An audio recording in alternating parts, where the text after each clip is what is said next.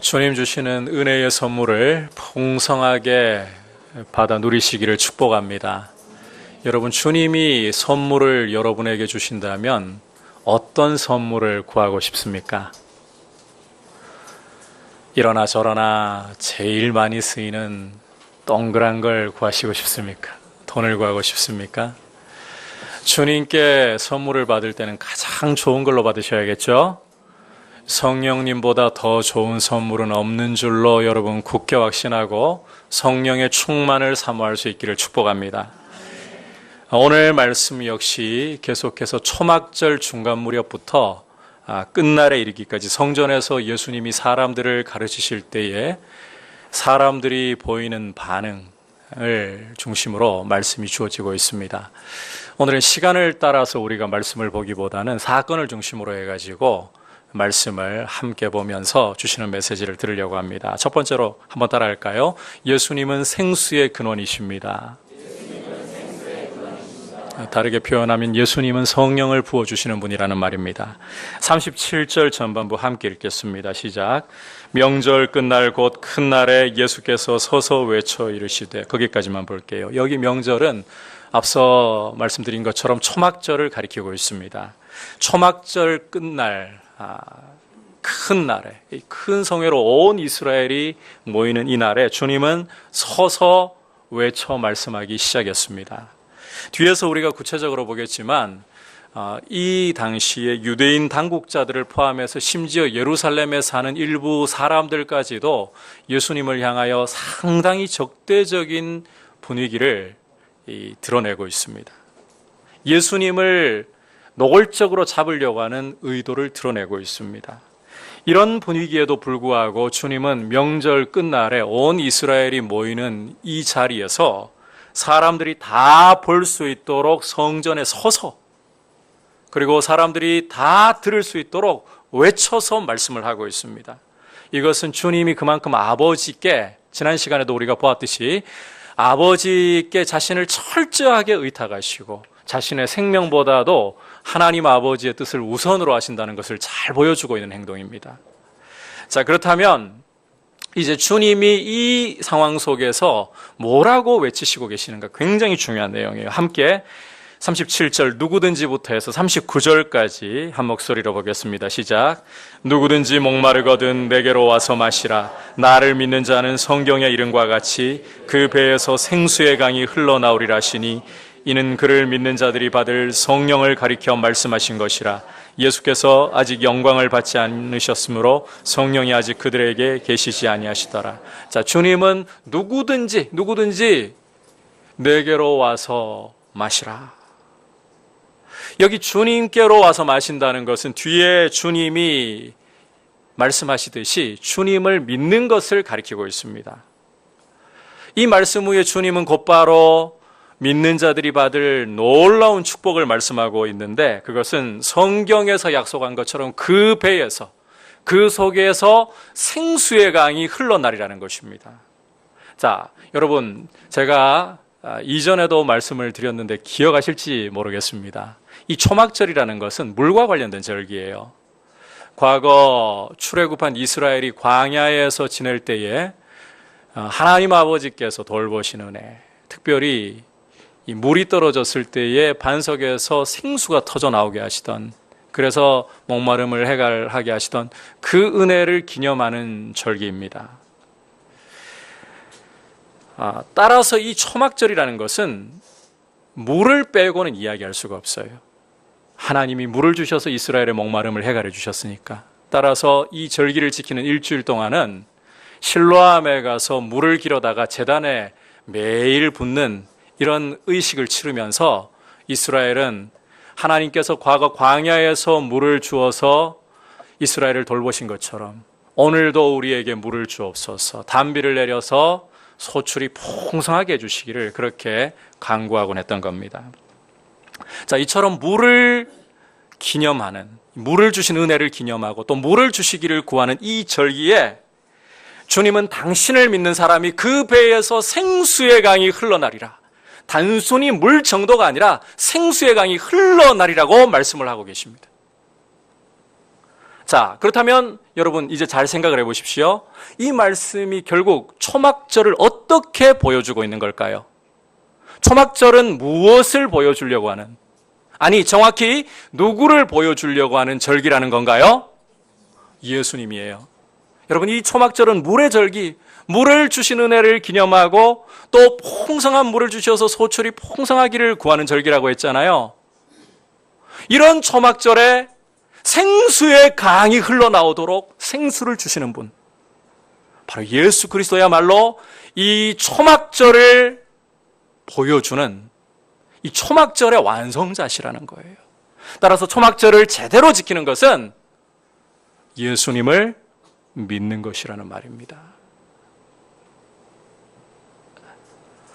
여러분, 주님께서 이 명절 끝날에 큰 성회로 온 이스라엘이 모이는 이 날에 사람들이 다 볼 수 있도록 성전에 서셔서 사람들이 다 들을 수 있도록 큰 소리로 누구든지 목마르면 다 내게로 와서 마시라. 나를 믿는 자는 그 속에서 생수의 강이 흘러나리라. 이걸 통해 똑똑히 보여주고 계시는 것입니다. 당신이야말로 바로 생수의 강이 흘러나시는 근원이 되는 분이시다. 당신이 바로 초막절의 실체이시고 하나님 백성이 초막절을 지켜야 되는 이유가 되는 분이시다. 예수님을 믿는 것이야말로 진정한 생명수를 얻는 길이라는 것을 분명히 보여주고 계시는 거예요. 자, 참고로 주님은 이 생수의 강이 흘러나리라는 말씀이 성경에 약속하신 것이라고 말씀을 하고 계시는데, 자, 구약에서 생수의 강이 흘러난다고 말씀하는 곳이 구체적으로 두 곳이 있어요. 자, 하나는 출애굽기 17장 시편을 통해서 여러분께서 이 사실을 더 분명하게 알 수 있고요. 또 한 곳이 에스겔 47장입니다. 자, 출애굽기 17장을 보시면 이스라엘이 물이 없어서 목이 타들어갈 때에 모세가 하나님이 말씀하시는 반석을 치는 순간에 어떤 일이 벌어졌습니까? 반석이 쪼개어져서 물이 강같이 흘러나와서 이스라엘이 목을 해갈했었죠. 그리고 에스겔 47장을 보시면 환상 중에 에스겔이 새로운 성전을, 이미 그 솔로몬이 지은 성전은 바벨론에 의해서 철저히 다 무너져서 흔적이 제대로 남아있다 해봤자 이 무너진 터백 빼고는 흔적이 남아있질 않아요.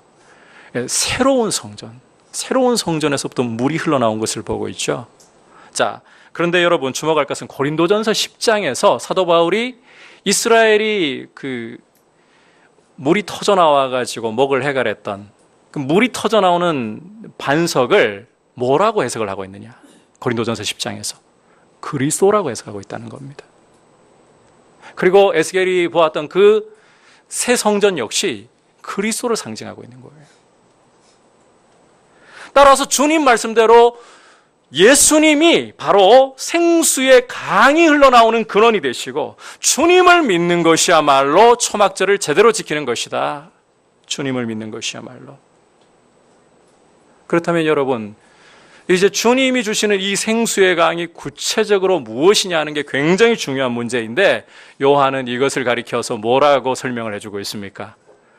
믿는 자들이 받을, 자, 이 생수의 강이 믿는 자들이 받을 뭐라고요? 성령이라고 말씀하고 있습니다. 생수의 강은 믿는 자들이 받을 성령님이시다. 하지만 여기에 요한이 괄호를 써가지고 추가적인 설명을 곁들이고 있어요. 아직 예수님이 영광을 받으시기 전이므로, 십자가에 죽으시고 부활하시기 전이므로 성령이 믿는 자들에게 계시지 않았다. 결국 주님이 십자가에 죽으시고 부활하시고 승천하심으로써 예수님은 당신을 믿는 자들에게 성령을 아버지께로부터 받아서 성령을 부어 주신다는 것입니다. 누가 성령을 부어 주신다고요? 예수님이. 여러분, 성령 충만을 주시는 분이 누구시라고요? 예수님이십니다. 따라서 성령을 받는 것도, 성령으로 충만한 것도 누구를 믿을 때에? 예수님을 믿을 때에 예수님을 높여야 돼요. 예수님을 의지해야 돼요. 성령 충만하고 싶습니까? 여러분, 성령 충만하기를 원합니까? 누구를 찾아야 된다고요? 예수님을 찾아야 돼요. 그리고 여러분께 한번 여쭤보고 싶어요. 성도가 누릴 수 있는, 성도가 받을 수 있는 가장 좋은 선물이 뭐라고 말씀드렸습니까? 우리에게 임하신 성령님이십니다. 여러분, 우리가 뒤에 요한복음 14장에서부터 16장까지 해서 보게 되겠지만 성령님은 오셔서 우리 안에 우리와 함께 거하시는 분이십니다. 그는 예수님의 영이시자 진리의 영으로서 우리를 절대로 떠나지도 않으시고 버리지도 않으십니다. 그는 우리에게 예수님의 모든 말씀을 생각나게 하시고 모든 진리 가운데로 인도하십니다. 쉽게 말해서 우리가 신앙생활을 할 수 있는 모든 힘과 이유가 되시는 분이라는 거예요. 실제 성령님이 아니고서는 여러분이 예수님을 주라고 고백할 수 있을까요? 없을까요? 없어요. 성령님이 아니고서는 예수님을 절대로 믿을 수도 없어요. 성령님이 아니고서는 믿음으로 주님과 동행할 수 있는 힘도 없고 기도할 수 있는 힘도 없고 말씀을 들을 때 깨달을 수 있는 지혜도 없습니다. 성령님이 계시기 때문에 우리가 하나님을 아바 아버지라 부르면서 보좌 앞으로 담대히 나아갈 수 있는 것이고 성령님이 계시기 때문에 우리가 하나님의 소유된 것을 우리 속에 도장을 찍어주시는 은혜를 누릴 수가 있는 것입니다. 여러분, 내가 하나님의 소유되었다, 예수 그리스도의 소유되었다, 무엇로 압니까? 주일날 교회 오는 걸로요? 아니요. 교회를 다녀도 하나님 백성이 아닐 수 있어요. 10년을, 20년을 교회를 왔다 갔다 할 수만도 있어요. 우리가 하나님의 소유가 되고 그리스도의 소유가 되었다는 것은 우리 안에 계시는 성령님으로 보증을 받는 겁니다. 성령님이 우리가 하나님의 자녀라는 도장이 되어주시고 인쳐주시는 분이시고, 따라서 여러분, 성령님이 안 계시면 우리는 신앙생활 자체를 못합니다. 거듭날 수가 없습니다. 우리가 받은 어떤 귀한 선물보다도 성령님이 가장 귀한 선물이라는 사실을 여러분 다시 한번 깨닫고 내 안에 성령님이 계시는 은혜를 무엇보다 감사할 수 있기를 축복합니다. 여러분, 예수 그리스도께서 주님이시라는 사실을 믿고 주님을 사랑한다면 내 안에 누가 계신 것이다? 성령님이 계신 것입니다. 여러분 자신을 시험하고 확증하시기를 바랍니다. 여러분 속에 하나님의 영이 없으면 하나님의 자녀가 아니에요. 그리스도를 주라고 고백하고 그리스도를 사랑하고 내 마음속에 주님을 사랑해도 늘 부족한 것 같아서 주여 내 사랑이 너무 미약합니다. 주님 더 사랑하게 하옵소서.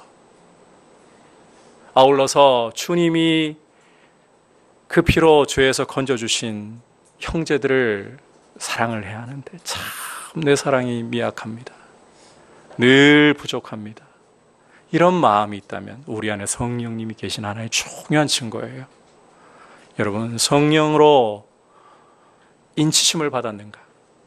자신을 시험하고 확증하고 또 성령 충만하기를 구하시기를 바랍니다. 그리고 이 성령을 주시는 근원이 누구시라고요? 예수 그리스도. 그래서 성령 충만하고자 한다면 누구로 충만해야 될까요? 예수님으로 충만해야 되는 거예요. 성령 충만을 구할 때 예수로 충만하게 하옵소서. 예수로 내 말이 바뀌고 예수로 내 행실이 바뀌고 예수로 내 생각이 바뀌고 내 모든 것이 예수님을 닮아가도록 성령 충만해지는 거예요. 그게 이 은혜 가운데 있기를 축복합니다. 이제 계속해서 두 번째 메시지 따라합시다. 믿지 않으면 더욱 완고해집니다. 자, 이제 주님의 말씀을 듣고 사람들이 보이는 반응을 한번 보겠습니다. 먼저 31절 보시면 주님이 성전에서 가르치시는 말씀을 듣고 무리 중에 많은 사람들이 예수님을 믿었다. 믿는 자가 나오고 있네요. 물론 말씀보다는 표적으로 예수님 믿었다는 것이 그들을 하는 말을 들어보면 더 많이 드러나고 있어요. 어쨌든 중요한 것은 이렇게 사람들이 저 사람 그리스도인 것 같다. 저 사람 믿을 만해. 이런 말이 유대인 당국자들의 귀에 들리게 되니까요. 이 당국자들이 어떻게 예수님을 대하고 있느냐. 32절 보시면 아래 사람들을 보내고 있죠. 아래 사람들을 보내어서 예수님을 체포하려고 하고 있습니다. 여러분, 여기서 우리가 이 당국자들의 모습을 주목해 봐야 되는데, 예수님이 자기를 증언하실수록 당신이 하나님의 아들이라는 사실을, 하나님께로부터 오신 분이라는 사실을, 구약의 모든 이 제사들과 절기들이 당신을 가리키고 있다는 것을 증언하면 증언하실수록 유대인 당국자들의 마음은 점점 더 완고해지고 완악해지고 있어요. 말씀을 들을수록, 여러분, 말씀을 들을수록 마음이 부드러워져야 되는데 들을수록 이게 더 완고해지고 딱딱해지고 악해지고 있어요. 이어지는 말씀에서는 이 사실이 더 분명하게 드러납니다. 45절 보시면 장면이 바뀌어가지고 대제사장들과 바리새인들이 보낸 하수들이, 이 아래 사람들이 예수님 체포하러 보냈더니 어떻게 돌아왔습니까? 빈손으로 왔어요. 빈손으로. 그러니까 이 유대인 당국자들이 왜 빈손으로 왔느냐, 이들을 추궁하기 시작하죠. 그러니까 아래 사람들은, 말을 들어보니까, 보십시오. 이 사람 말을 들어보니까 이렇게 말하는 사람이 없어요. 그때 바리새인들이 뭐라고 합니까? 47절 보시면 니들도 미혹됐느냐? 질책을 하면서 48절과 49절에는 이제 아예 당국자들 전체를 돌아보면서요, 혹시 이 중에 그를 믿는 자가 있느냐?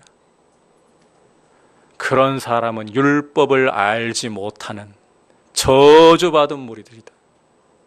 저주를 선언하면서 독설을 뱉고 있습니다. 이 모습이 뭘 보여줍니까? 이들은 예수님과 완전히 담을 쌓아버렸다는 거예요. 말씀이 전해질수록 마음이 완고해지고 완전히 담을 쌓아버리는. 그런데 마침 이 안에 숨은 양심이 하나 있습니다. 당국자들이 이렇게 거세게 예수님을 대적하는 모습으로 계속 돌진하고 있을 때 이 안에 숨은 양심이 하나 나와요. 니고데모라는 사람이죠. 요한복음 3장에 밤에 예수님을 찾아왔던 이 니고데모가 이렇게 반박을 합니다. 51절 같이 한번 읽어볼까요? 우리 율법은 사람의 말을 듣고 그 행한 것을 알기 전에 심판하는. 원래 율법은 사람의 말을 들어보고 그 말이 옳은가 정의로운가 그걸로 판단하는 게 정상입니다. 니고데모가 숨은 양심이 맞아요. 그러면 과연 이 숨은 양심이 하는 소리를 듣고 이들의 마음에 조금이라도 균열이 생길 것인가? 가책을 받을 것인가? 예수님을 제대로 그 말을 들어보고 율법대로 제대로 판단해보자, 이런 과연 분위기가 조금이라도 피어오를 것인가? 52절 함께 읽어보겠습니다. 그들이 대답하여 이르되 너도 갈릴리에서 왔느냐? 찾아보라, 갈릴리에서는 선지자가 나지 못하느니라 하였더라. 어떻습니까? 니고데모의 이 한마디에 이리떼처럼, 굶주린 이리떼처럼 이빨을 허옇게 드러내놓고 니고데모를 오히려 다 물어뜯고 있습니다. 너 갈릴리 출신이지? 비꼬으면서. 도대체 갈릴리에서 무슨 선지자가 날 수 있단 말이냐? 니고데모의 말을 완전히 짓밟아 묵살해버리는 거예요. 여러분, 이 사람 공회원이에요. 공회원 중에 한 사람이에요. 공회가 모이는 이유가 뭡니까? 함께 70인이 모이는 이유가 뭡니까? 하나님의 말씀대로 우리가 바르게 판단을 해야 되는 거 아니냐? 그런데 이들은 공회원 안에서 하는 말도 다 묵살해버려요. 그냥 이게 지금 똘똘 뭉쳐있는 거예요. 예수님을 향한 시기와 미움으로, 분노로 눈이 뒤집혀 버리니까요, 다른 말은 아예 하나도 안 들립니다. 오직 일념, 예수를 죽여야 한다. 이 일념만으로 똘똘 뭉쳐있을 따름입니다. 여러분, 율법의 수호자라고 자부한 이들에게 율법의 정의가 보이질 않아요. 시기와 분노로 눈이 뒤집어지고 사리 분별이 안 되는 모습일 뿐이에요. 이게 말씀을 믿지 않으니까, 주님의 말씀을 믿지 않으니까 오는 결과예요. 우리가 참 두렵게 여기고 떨림으로 하나님의 말씀을 생각해야 돼요. 말씀을 들을 때에 그 말씀을 믿음으로 받지 않으면 결국은 그 말씀은 사람의 마음을 완고하게 만들 수 있습니다.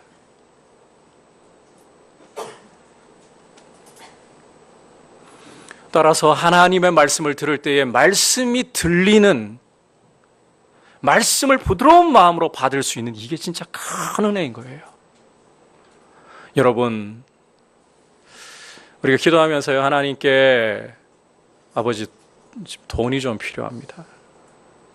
이러나 저러나 우리 살아가면서 돈은 정말 실제적인 문제예요. 돈이 필요합니다, 아버지. 직장을 주셔서 해결을 하시든지, 아니면 진짜 하늘로부터 싱크대를 열었는데 5만 원권 뭉태기가 막 이렇게 쌓여 있어. 이런 일을 좀 하시든지.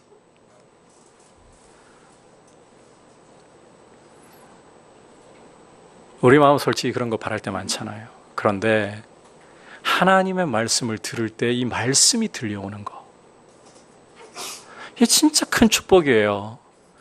왜 그런가 하면 앞서 여러분 우리에게 가장 귀한 선물 뭐라고, 누구시라고? 성령님이라고 했죠. 성령님이 마음을 부드럽게 하시기 때문에 말씀이 들리는 거기 때문입니다. 성령님이 마음을 부드럽게 하셔야 말씀이 들립니다. 말씀이 들리는 게 참 큰 축복이에요. 말씀을 들을 때 마음이 굳어지고 완악해지는 게 재앙이에요. 남쪽 유다가 멸망할 때에 그 요시아가 죽고 난 후에 그 아들들의 행적을 보면, 자, 여호아스, 여호야김, 여호야긴, 시드기야, 자, 이 네 명의 왕들 있죠. 이 네 명의 왕들, 네 명의 왕들이 섰다가 패해지고, 이 과정에서 어떻게 조금도 다르지 않고 똑같은 평가를 받아요. 여호와 보시기에 악을 행하였더라. 결국 이들의 악함 때문에 이 유다는 망국을 피하지 못하고 바벨론에 망하고 포로로 끌려가는 신세가 되고 맙니다. 그러면 이 네 왕들이 재위하던 시기에 하나님의 말씀을 들을 수 없었기 때문에 여호와 앞에 악을 행하였느냐? 그렇지 않습니다. 예레미야를 통해서 보여주시는 것은 내가 너희들에게 내 종들을 새벽부터 부지런히 보내고 또 보내었었다.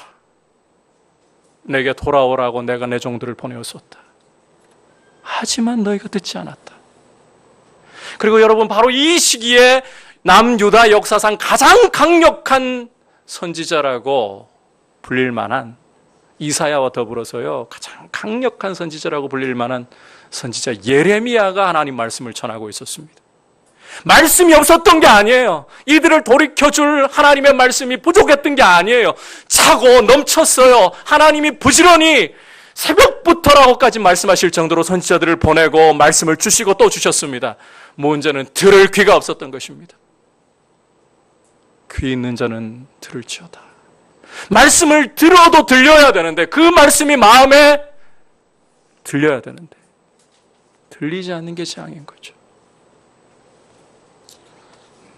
말씀이 들리지 않으면 마음은 더 완악해집니다. 하나님께 적대적으로 굳어지고 변하기 시작합니다. 그리고는 결국은 심판으로 달려갑니다. 여러분, 우리 마음에 이 불신이 들어오지 않도록, 우리의 마음이 완고해지지 않도록 성령께서 부드러운 마음 주시고 말씀을 들을 때 들릴 수 있는 은혜 주시기를 축복합니다. 구하셔야 돼요. 우리가 예배를 드리러 올 때에도 늘 예배 가운데 임재하신 주님을 바라보고 그 음성을 들을 수 있도록. 여러분, 듣는다는 것은 단순히 귀로 듣는 게 아니죠. 마음으로 듣는다는 것은 순종을 이야기하는 거예요. 그 말씀 앞에 내 가슴을 찢고 불순종했던 것이 있다면 가슴을 찢고 십자가 붙들고 회개하며 또 주님의 말씀대로 살기로 결단하고 영적인 싸움을 싸우는, 말씀을 지키기 위해 씨름하고 기도로 주님 앞에 고민하고. 여러분, 믿음의 싸움 싸울 때 그 말씀 지키려고 할 때 안 어려운 게 이상합니다. 어떤 때는 그런 마음이 일어날 때가 있어요. 말씀대로 순종하려고 하다 보니까요, 이 우리 속에 이 정욕이 하나 불 붙어가지고 타오를 때는 이거 참 감당하기 어렵거든요. 그런데 말씀대로 순종하려고 이 몸부림치고 하나님 앞에 이 정욕이 꺼지기를 구하는데 더 타오르고 이럴 때는요, 어떤 때는 그런 마음 들 때도 있을 거예요. 내가 예수를 잘못 믿었나? 안 믿었으면 죄도 아닌데 믿고 나니까 이게 마음으로 형제를 미워하기만 해도 죄라 그러죠.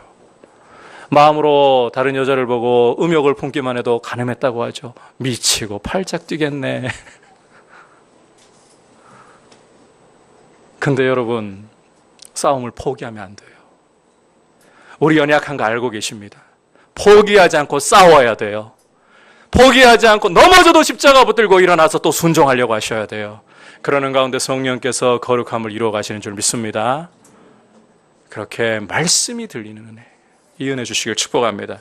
자, 이제 마지막 메시지 따라 합시다. 천하만사가 다 때가 있습니다. 자, 우리가 거꾸로 이제 25절부터 27절까지 말씀으로 거슬러 올라가 보면 앞서 유대인 당국자들 뿐만 아니라 예루살렘 사람들도 주님께 적대적이라는 이야기를 드렸던 거 기억하시죠? 이 예루살렘 사람들 중에 이런 사람들이 있어요. 불평을 하는 거예요. 예수님 논쟁하는 모습을 보고는 그리스도가 올 때에는 어디서 오는지 모르는데, 이게 이 당시 유대인들의 메시아 사상이에요. 그리스도가 온다면 어디서부터 오는지 알 수가 없는데, 이자는 갈릴리 나사렛이라는 깡촌 출신인 거 우리가 뻔히 하고, 아버지가 요셉이라는 목수인 거 뻔히 알고, 어떻게 이자가 그리스도인가? 사기꾼이다. 저자를 왜 당국은 체포하지 않는가? 굉장히 적대적이에요. 그러니까 예수님께서 자기를 28절, 29절에서 이렇게 변호를 하십니다. 간단하게 요약만 좀 할게요. 너희가 모르는 사실 하나가 있는데, 니들이 내가 갈릴리 출신이라고 하는데 맞다. 하지만 니들이 모르는 사실이 있는데 나는 하나님 아버지께로부터 왔다. 주님 당신이 메시아시라는 거죠. 그리스도시라는 거죠. 근데 이 주님의 자기 변호가 이 예루살렘 사람들의 마음에 또 분노의 불을 붙여버려요. 그래서 30절 보시면 예수님을 잡으려고 하는 거예요. 유대인 당국뿐만 아니라 이제 예루살렘 사람들까지 눈에 불을 켜고 예수님을 잡으려고 합니다. 여러분, 지금 예수님에 대한 분노가요, 머리 끝까지 지금 차올라 있고 예수님을 잡아서 죽여야 된다는 이 의도가 머리 끝까지 찼어요. 뭐 한 100% 중에 10% 이런 차원 아닙니다. 100까지 차오른 상황이에요. 중요한 것은 이렇게 예수님을 향한 분노와 잡아 죽이려고 하는 의도가 100까지 차올랐는데, 자, 30절 후반부를 보시면 뭐라고 말씀하고 있습니까? 이는부터 같이 읽어볼까요? 시작. 이는 그의 때가 아직 이르지 아니하였습니다. 못 잡아요. 왜? 그 이유가 뭐라고요? 때가 아직 이르지 않았기 때문에. 분명히 예수님을 잡으려고 하는 이 분노, 이 의도는 차고 넘칠 정도가 되었습니다. 그런데 아무도 예수님께 손을 못 대고 있어요. 이유는 하나입니다. 아직 그의 때가 이르지 않았기 때문에. 여기 그의 때라는 것은 앞서 잠깐 언급하고 지나갔습니다만 예수님이 영광을 받으시는 때, 예수님이 십자가에 달려 높임을 받으시는 때, 죽임당하시는 때, 그때를 가리키는 거예요. 그때가 오기 전까지는 지금 이 원수들이 예수님을 잡아 죽이려고 하는 의도가 차고 넘칠 지경이 되어도 어떻게? 손을 못 댑니다. 명절 끝날도 마찬가지예요. 지금은 그 명절 중간 무렵인데 명절 끝날도 마찬가지. 예수님이 성전에 서서 사람들이 다 보도록 서서 다 듣도록 외치시는데도 이들이 예수님을 손대지 못합니다. 44절 같이 읽어볼까요? 44절 시작. 그 중에는 그를 잡고자 하는 자들도 있으나 손을 대는 자가 없었더라. 분명히 잡으려고 하거든요. 못 잡아요. 사람들 시선이 무서워가지고 혹 그런 개인적인 의도가 있을지 모르겠는데 아니에요. 때가 이르지 않았기 때문이에요. 여러분, 때가 이르지 않으니까, 주님의 때가 이르지 않으니까, 십자가에 못 박혀 죽으실 때가 이르지 않으니까 누구도 주님께 손을 못 대요. 이것은 주님께만 해당하는 것이 아닙니다. 천하만사에 다 때가 있습니다. 여러분 혹시 예수님이 못 잡도록 그 앞에 뭐 방패막 같은 거 능력으로 갑자기 안 보이는데 다가오면 팅팅 튕겨나가더라고 뭐 이렇게 만드셨나요? 그런 거 아니잖아요. 그죠? 때의 문제라는 거예요. 때의 문제. 천하만사에 다 때가 있습니다. 날 때가 있고 죽을 때가 있고 심을 때가 있고 뽑을 때가 있고 웃을 때가 있고 울 때가 있고 찾을 때가 있고 잃을 때가 있고 때가 있어요. 하나님이 이 사람들에게 때를 정하여 주시고 이 때를 따라서 살아가도록 그래서 영원을 사모하도록 만드셨거든요. 그렇다면 성도는 하나님이 때를 정하시기 때문에 그리고 하나님의 뜻대로 이루시기 때문에 하나님을 기다리면서 하나님의 때를 기다릴 줄 알아야 돼요. 이걸 배워야 되는 거예요. 때가 있습니다. 울어야 할 때가 있고 웃어야 할 때가 있습니다.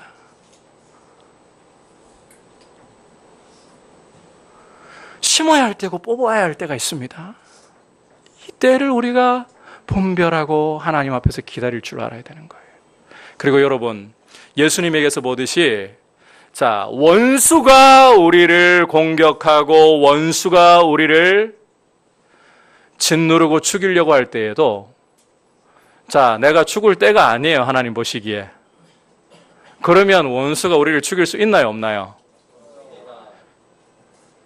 절대로 못 죽여요.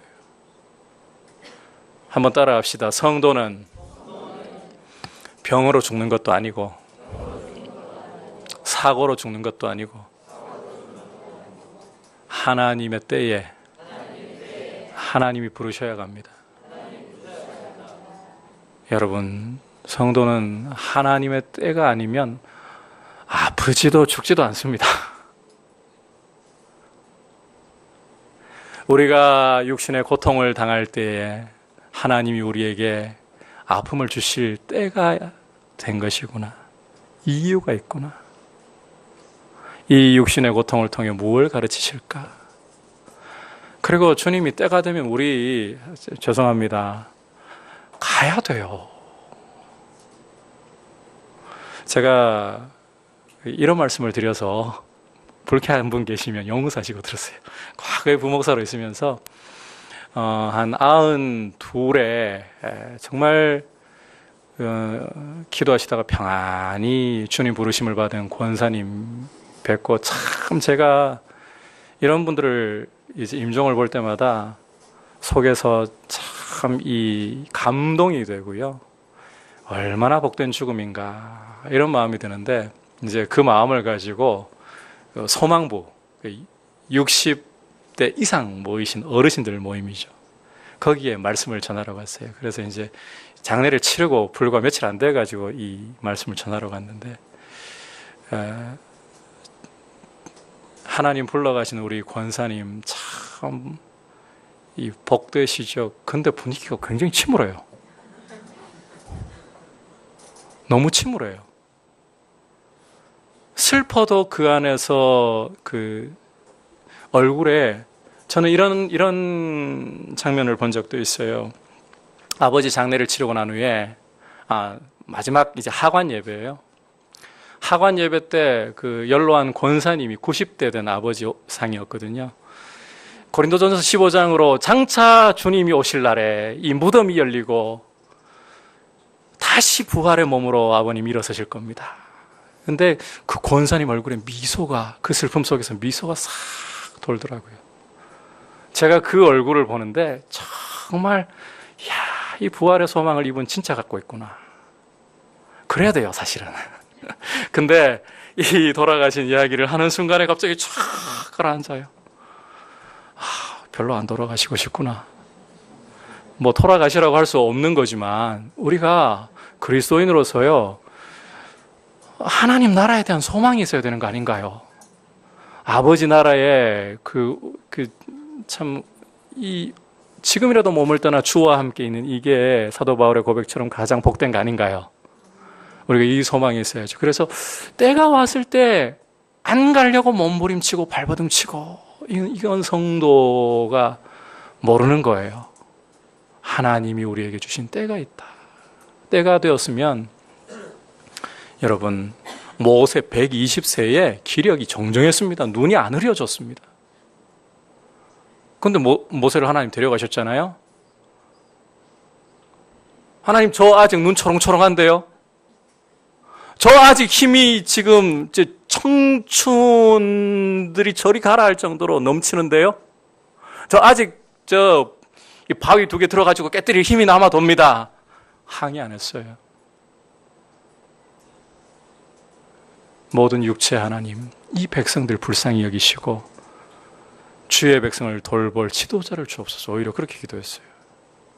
저는 때가 되었으니까, 갈 때가 되었으니까 때를 알아야 되는 거예요. 여러분, 성도는 하나님의 때에, 하나님이 우리에게 고통을 주실 때에도 하나님의 이 고통을 주실 만한 때이구나. 그렇다면 그 때에 어떻게 내가 행동을 해야 될까?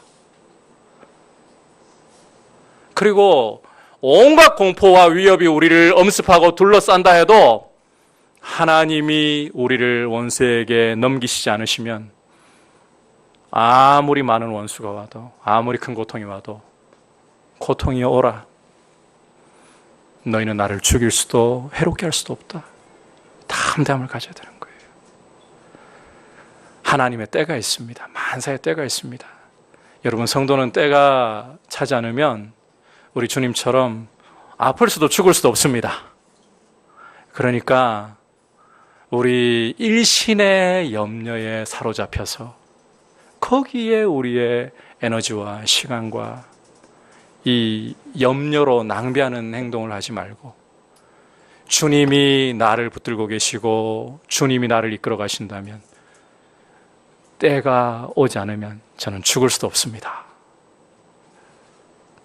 그런 담대함으로 여러분, 주님 앞에 서 있기를 축복합니다. 우리 주님처럼 아버지의 때를 따라서 걸어가시는 이런, 이게 참 영적인 승리자의 모습이잖아요. 이런 모습이 우리 가운데 계속해서 일어나기를 축복합니다. 오늘 주님이 초막절 중간 무렵과 그리고 끝날 성전에서 가르치실 때에 그 말씀을 통해 당신이 누구이신가를 드러내시고, 또 이 말씀 앞에 사람들이 어떤 반응을 보이는가를 함께 보면서 주시는 메시지를 들었습니다. 여러분, 예수 그리스도는 생수의 근원이 되시는, 성령을 부어주시는 분입니다. 어떤 선물보다 주님이 주시는 선물인 이 성령님을 가장 귀하게 여기고 성령으로 충만하도록 예수로 충만하기를 사모하고 예수님 더 사랑하기를 힘써 구하시기를 축복합니다. 아울러서 말씀이 들리는 게 성령님의 역사이고 가장 큰 축복입니다. 말씀이 들리지 않으면 완고해집니다. 더 완고해집니다. 불신이 찾아들지 못하도록 깨어 있으십시오. 그리고 마지막으로 하나님의 때가 아니면 성도는 아플 수도 죽을 수도 없습니다. 담대히 주님의 손에 붙잡혀서 사랑받는 자녀들을, 여러분, 독생자를 주시기까지 여러분을 사랑하시는 그 아버지의 손에 붙잡혀 아버지의 때에 우리의 일들이 이루어진다는 것 기억하고 잠잠히 하나님을 신뢰하고 담대히 여러분의 삶을 주님 앞에 드리기를 축복합니다. 우리 같이 이제 말씀을 생각하면서 찬송가 184